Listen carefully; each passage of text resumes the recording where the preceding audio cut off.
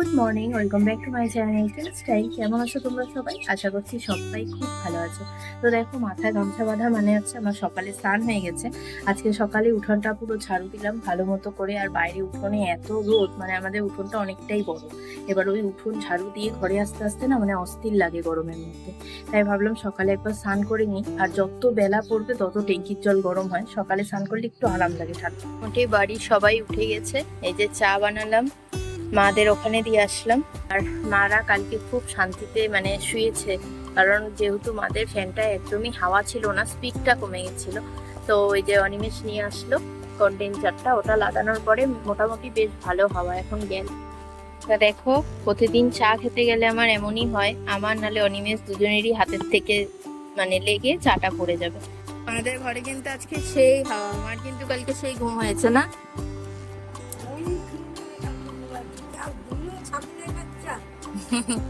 মার ছাগলটা এত জ্বালিয়েছে কালকে, মেয়ে মেয়ে করতে করতে, তারপরে সকাল সকাল উঠে গেছে।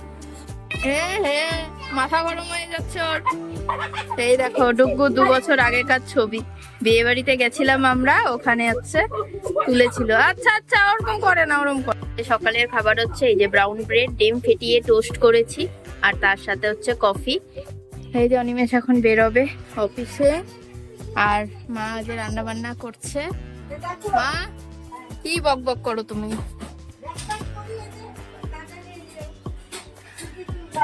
তো যে এখন বাজে ঘড়িতে পাক্কা 10টা, খাওয়া দাওয়া হয়ে এখনো বেরোবে।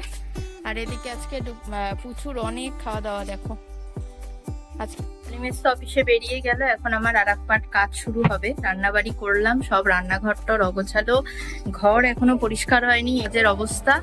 এই গরমে কম্বল নিয়ে খেলছে এদের ঘর বাড়ি। তো চলো এখন হচ্ছে ঘরটা আগে ঝটপট করে পরিষ্কার করে নি। দেখো ঘেমে অবস্থা পুরো খারাপ আমার।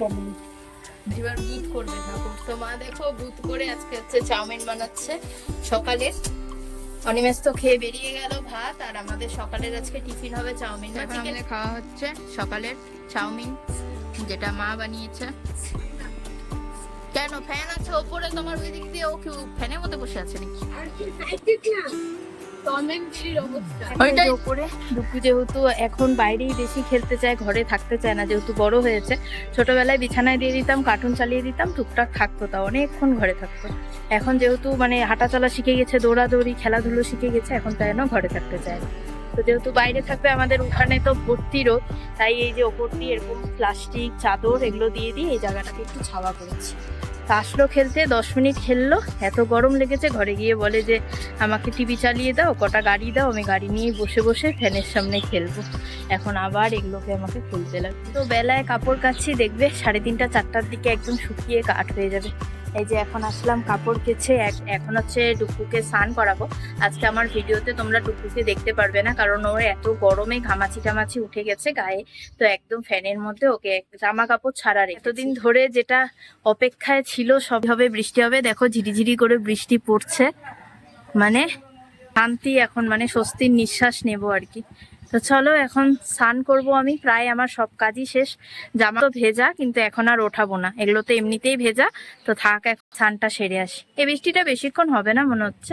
তো যাই হোক, যেটুকুই হচ্ছে এটাই মানে মানুষের স্বস্তির একটা ব্যাপার। বাইরে হচ্ছে খুব সুন্দর বৃষ্টি, এই বৃষ্টিতেও কোনো কাজ হবে না, কারণ যে গরম পড়েছে, এইটুকু বৃষ্টিতেও কিছু হবে না। মানে ঝমঝমিয়ে 2 দিন 1 দিনের মতো বৃষ্টি লাগবে, তারপরে হচ্ছে ঠিক হবে।